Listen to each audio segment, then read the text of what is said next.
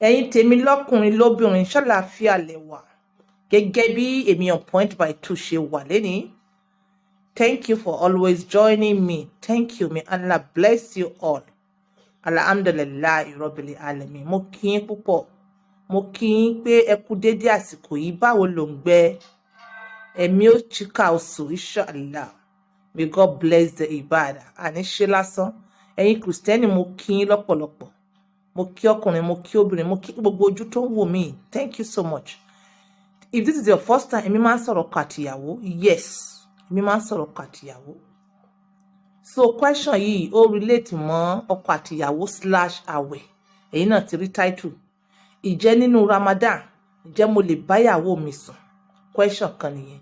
Ǹjẹ́ nínú Ramadan, tí mo bá decide pé mi fẹ́ báyàwó mi sùn fún 30 days, is there any special reward nínú ẹ̀? Pé tí n bá ṣe tán, kí ni reward tó wà ńbẹ̀? Then 3, ṣé mo lè mutí? Ṣé mo lè mu sìgá nínú àwẹ̀? That is, tí mo bá break tán, ṣé mo lè mu sìgá? Tí mo lè mutí, tí mo lè mu sìgá? Yes. Màá fẹnu bà díẹ̀díẹ̀. Then ta ló wá sọ̀rọ̀ yìí lénìí? Ta ni mo pè? Ó ní àfáà mi kan, k'Ọlọ́run bá mi dúpẹ́ fún wọn. But nítorí time màá kàn sọ gbọ́ voice wọn. Then màá wá sọ bí wọ́n ṣe sọ. Èmi ti listen sí and well understood. Wọ́n ti fún yín ládùúà ní one of the video because mo divide sí pépèpépépépé. Wọ́n ti fún yín ládùúà. K'Ọlọ́run bá mi dúpẹ́ fún àfáà mi yìí náà. May God continue to enrich your knowledge. Thank you, sir. Nísìnyí a ti mọ̀ nǹkan tó ń jẹ́ àwẹ̀ Ramadan. That is, kíyàn wà pẹ̀lú Ọlọ́run, kíyàn wà ní mímọ́, nípò mímọ́. Kò sóúnjẹ, kò sí omi, kò sí bíbásùn, kò sí sìgá, kò sí ọtí. Ṣó yẹ? So ẹ jẹ́ kọ́kọ́ answer question kan. Ìwọ wá sọ wípé lọ́sàn-án gangan o, ìwọ fẹ́ bá ìyàwó rẹ sùn. Ìyàwó rẹ wá sọ fún ẹ pé rárá ọkọ mi, à ń gbàwẹ̀, mò ń gbàwẹ̀, ẹ má jẹ́ ká ṣe báyìí, ẹ má jẹ́ ká ṣe báyìí. Ìwọ wá force ìyàwó rẹ, ó wá bá a sùn. Ìwọ nìkan ni wàá san kaffara 60. Ìwọ nìkan ni wàá san kaffara 60. Tó bá mọ̀ pé kaffara 60 yẹn means pé wàá fi ọyọ kan tó miss yẹn, wàá fi replace 60 fasting. Àbí kó feed èèyàn 60. Màá play àárín yẹn fún yín sí. But ìyàwó tó force yẹn, ọyọ kan rẹ̀ tí wọ́n mú kó miss yẹn, ọyọ kan yẹn ló máa san. Tó bá sì jẹ́ pé ìyàwó náà ló force ọkọ, vice versa. Tó bá sì jẹ́ pé ẹ̀yin méjèèjì náà lẹ mọ̀ọ́mọ̀, ẹ̀yin méjèèjì náà lẹ máa san kàfàrà orí rẹ̀. Ṣé I understand?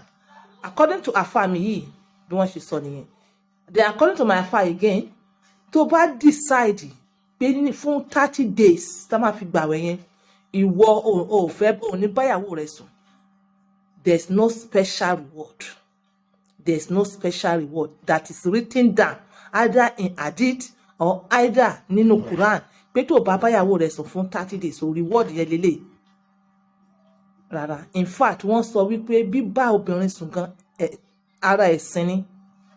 But that should be after tẹ́ bá sínú tán, tẹ́ ṣe gbogbo ìbádà, yẹn tẹ́ kí tàràwí tán, between after tàràwí lálẹ́ àti kẹ́ tó jẹ iftar. Yes, o lè súnmọ́ ìyàwó rẹ̀. In fact, ẹ̀sìn ni, ara ẹ̀sìn ni, nítorí pé kí ẹ mọ̀ gbàwẹ̀, kí ọkàn ẹ mọ̀ bọ́ sí ìbásùn fún ìwọ tó bá fẹ́ ni o, fún ìwọ tó bá fẹ́. But ìwọ tó jẹ́ pé o kàn decide pé o dúró fún 30 days. Ṣé bí wọ́n ṣe fẹ́ dúró 30 days yẹn, ṣé ìyàwó rẹ̀ yọ̀ọ̀da bẹ́ẹ̀? Wọ́n wá tẹ̀síwájú, wọ́n ní one of the permissible acts ni pé o lè ṣe lẹ́yìn ìgbà tí tẹ́ ti sínú tán. O lè ṣe lẹ́yìn ìgbà tí ẹ bá sínú tán. So ìwọ tó bá decide pé ò ní báyàwó rẹ̀ sùn, kò sí special reward níbẹ̀. But kíní kan wà táwọn èèyàn máa ń sọ, ọkàn wa nígbàgbọ́ wa. Ọkàn wa nígbàgbọ́ wa. Tó bá wá látọkàn pé tí mo bá ṣe báyìí, Ọlọ́run ó ṣe báyìí fún mi, ó lè rí bẹ́ẹ̀. But tí wọ́n bá decide láti ṣe bẹ́ẹ̀ yẹn, ǹjẹ́ ìyàwó rẹ̀ nífẹ̀ẹ́ síbẹ̀? mo fẹ́ kẹ́ ẹ mọ̀ yẹn dájú. Then nípa ti ọtí tó bá decide pé ó fẹ́ ò ní mutí, ọtí tẹ́lẹ̀tẹ́lẹ̀ ní Islam haram ni. So àti ó bá sọ ṣe bẹ́ẹ̀ o àti ó bá ṣe bẹ́ẹ̀ o, haram ni. So it's even better for you kó o sọ pé o tiẹ̀ ní mu throughout fasting, so that after fasting kíní yẹn ti yí mẹ́ lára, ó ṣeé ṣe kó mọ́ mu mọ́. That is even one of the reasons of fasting, so that ká fi kóra wa ní ìjánu. Then wọ́n wá sọ̀rọ̀ sìgá. Wọ́n ní sìgá tó bá ṣínú tán o lè mu sìgá, but remember your health. Sìgá kò ṣe haram, but remember your health. Kí ni wọ́n sọ? Smokers are liable to die young nítorí lumps wa. Then nǹkan kan tó bá ṣe again, nǹkan kan, Sherry, you need to have wisdom to be able to know this religion. Seriously, nǹkan kan tó bá ṣe tó bá pẹ́ lára ó ti di ẹ̀ṣẹ̀. So you have to think properly kẹ́ tó dive inside. So ẹ jẹ́ ká gbọ́ díẹ̀ nínú ọ̀rọ̀ wọn. Ó ń darí padà sọ́dọ̀ ọmọ èèyàn àbí àwùjọ tí ọmọ èèyàn wà ní. So pẹ̀lú báyìí òun láti wá máa pàtàkì àwọn ẹni tó lọ́wọ́ bá ní ká ṣe àbí tí ó ní ká máa ṣe. Eléyìí ni àwọn ìtẹ̀síwájú méjì tí mo fẹ́ fi síwájú. Ẹ jẹ́ ká gbọ́ díẹ̀. No, ṣe mọ̀ pé mo pín kinní yẹn ni. So èyí tí mo ń discuss lé. Ló dáná gbèsè kàfàrà tí a sọ yìí. Ìyàwó ní kàfàrà tí ó san, bó jẹ́ pé yóò san gbèsè àwẹ̀ wọn lẹ́yìn Ramadan. So lẹ́yìn náà kí àwa decide pé síwájú yìí o, ìsúnmọ́ra ẹni tá a wá sọ yìí lọ́kọ-láyà tó ó tọ́ nínú Islam. Tí a bá wo chapter 2 ni mo sọ, verse 187 rẹ̀, Ọlọ́run ṣàlàyé pé àwọn Ọlọ́run á ṣe lẹ́tọ̀ọ́ fún yín ìmáa súnmọ́ àwọn ìyàwó yín ní alẹ́ Ramadan. Wọ́n jẹ́ òye wa pé síwájú kí verse tó sọ̀kalẹ̀, wọ́n ṣe nínú oṣù Ramadan pátá, àtọ̀sán ni àtòru ni wọ́n yẹ súnmọ́ àwọn obìnrin wọn. Àmọ́ àwọn kan yí ọ ṣe. So later Quran padà sọ̀kalẹ̀ láti fi relieve àwọn èèyàn pẹ̀tò lẹ́yìn láti sìn lọ ẹ lè máa súnmọ́ àwọn ìyàwó yín.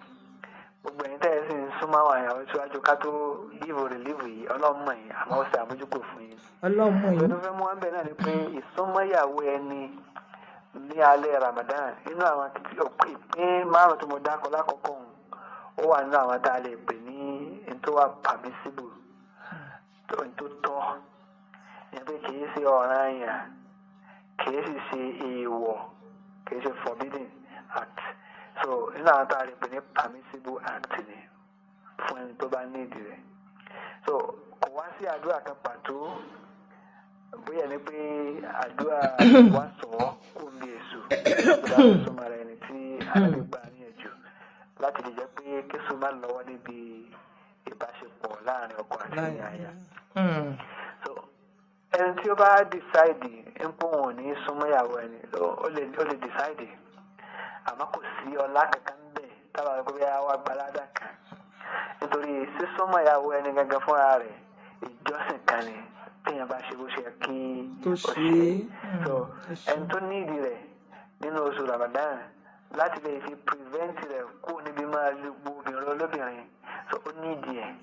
So ṣíṣe yóò tún gba aládàáni tí ò ní gba ẹ̀sìn bẹ́ẹ̀. So ẹni tó bá ti sáré pé wọn ò ní ìdí rẹ̀, so kì í ṣe pé wá ní ọlá kan nínú ẹ̀sìn. Lẹ́yìn náà ìmọ̀tí. Yes, wọ́n fẹ́ sọ ti ìmọ̀tí tí mo ti sọ tẹ́lẹ̀. So ẹ̀yin tèmi, prayer pẹ̀tọ́ asúnmọ́ra wa kò kí ń ṣe pé àwẹ̀ nìkan àti inú àwẹ̀ o, prayer tó yẹ ká máa ṣe mo ti share rẹ̀ rí, as simple as this. Bismillahi Allahumma jannabna shaitana wa jannab shaitana ma razaqtana. Bismillahi Allahumma jannabna shaitana wa jannab shaitana ma razaqtana. Bismillahi Allahumma jannabna shaitana wa jannab shaitana ma razaqtana. So, ìwọ tó bá sì lè sọ, it is as simple as in the name of Allah.